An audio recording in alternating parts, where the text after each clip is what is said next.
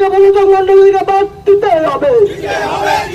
অবিলম্বে ধর্মেন্দ্র যাদবকে চাই জবাব দাও। ধর্মেন্দ্র যাদবকে মনোযোগ মন্ডলীকে ভাইস চেয়ারম্যান রাখা হলো কেন?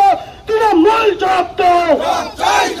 ধর্মেন্দ্র যাদবকে মনোযোগ মন্ডলীকে রাখা হলো কেন? তৃণমূল জবাব দাও।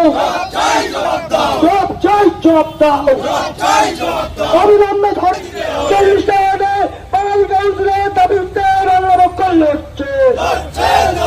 বহিরাগত ধর্মেন্দ্র যাদব দূর হাটো, আওয়াজ তুলে দুর্গাপুর নগর নিগমের সামনে বিক্ষোভ বাংলা পক্ষের। সদ্য দুর্গাপুর নগর নিগমের প্রশাসক মণ্ডলীতে পরিবর্তন করা হয়েছে।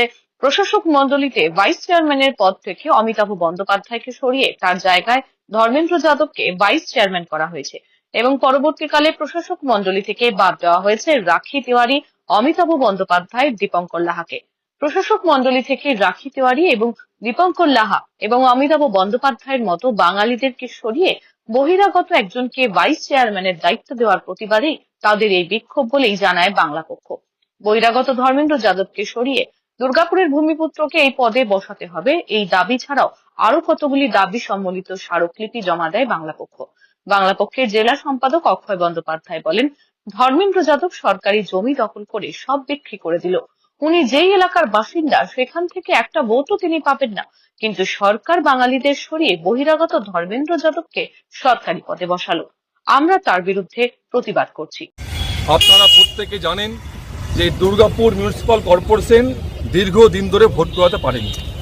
তার পরিবর্তে প্রশাসক মণ্ডলী দ্বারা ভোট চলছে, পরিচালনা চলছে।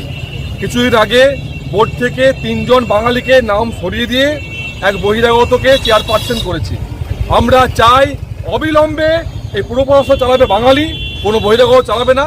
অবিলম্বে তাদের পুনর্বহাল করতে হবে এবং তাছাড়াও যদি পুনর্বহাল না করে বাঙালিকে ব্যবস্থা করতে হবে। আমরা এই পদে বাঙালিকে চাই, অন্য কোনো আমরা কাউকে চাই না। তার জন্য আজ আমরা প্রতিবাদ করছি, বিক্ষোভ করছি। আপনারা জানেন বিহারে, ঝাড়খণ্ডে কোনো বাঙালি চেয়ারপারসন হয়, কোনো বাঙালি কাউন্সিলর হয়? দুর্গাপুরটা দেখেন 86% বাঙালি। দুর্গাপুরের 86% বাঙালি সত্ত্বেও কেন বাইরের রাজ্যের লোকজন দুর্গাপুর চালাবে? দুর্গাপুরকে 40টা ওয়ার্ডের মধ্যে কোনো কাউন্সিলর ছিল না? দুর্গাপুরে কোনো যোগ্য নেতা নেই যে বাইরের থেকে এনে পর জেমুই গ্রাম থেকে যে এসছে বিহার থেকে তাকে দুর্গাপুর প্রচার করতে হচ্ছে? আমরা চাই অবিলম্বে দুর্গাপুর মিউনিসিপাল কর্পোরেশনের ভোট করতে হবে এবং তাড়াতাড়ির মধ্যে এই বোর্ডের যে আছে সকল বাঙালিকে পুনরায় বহাল করতে হবে। পাল্টা প্রশাসক মণ্ডলীর ভাইস চেয়ারম্যান ধর্মেন্দ্র যাদব বলেন, 13 বছর ধরে দুর্গাপুর নগর নিগমেই রয়েছে, এইরকম কথা আগে কেউ বলেনি। যারা বিক্ষোভ দেখাচ্ছে তারা হয়তো আমার সম্পর্কে জানে না, তাদের মন জয় করতে পারিনি, সেজন্যই হয়তো এই কথা বলছে। ওদের মন জয় করার চেষ্টা করব। এর আগেও তো বাঙালিরা অনেকজন বিভিন্ন চেয়ারে দুর্গাপুরে থেকেছেন, কোনোদিন তো শুনি। আমি আসতে তো হয়নি, 13 বছর থেকে দুর্গাপুর নগরে বিভিন্ন চেয়ারে আছি, মানুষের সঙ্গে কাজ করেছি, বিভিন্ন সময়ে মানুষের পরিষেবা দিয়েছি, কথা বলেছি, বিভিন্ন প্রোগ্রামে অ্যাটেন্ড করি। আজকে কেন করছেন না করছেন আমার জানা নেই, হয়তো আমার সম্বন্ধে ওনাদের জানা নেই।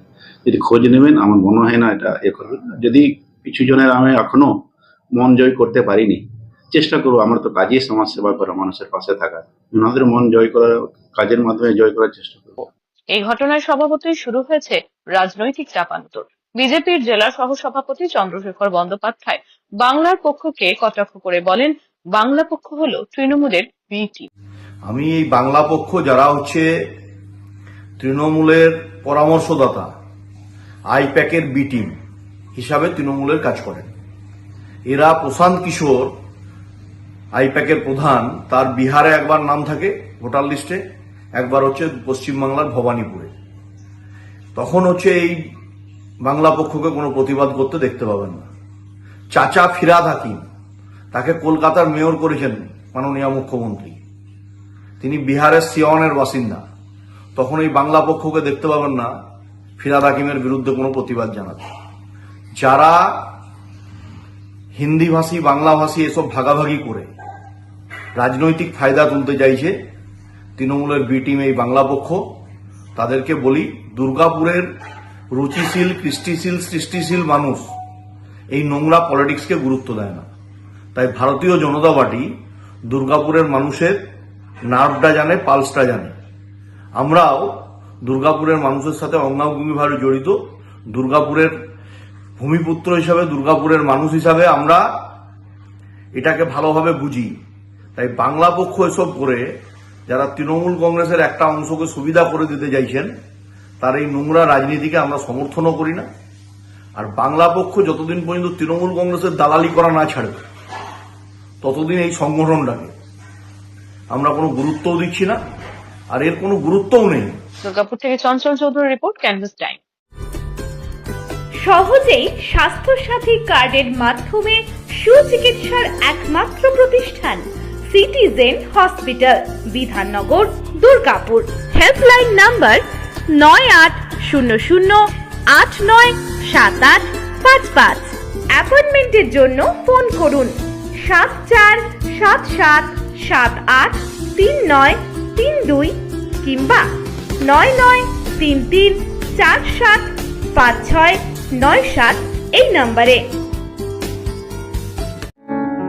প্রিয়জনের অসুস্থতায় দিশাহীন, চিকিৎসার সঠিক দিশা পেতে ফোন করুন 7477716138, 7477717139 এই নম্বরে।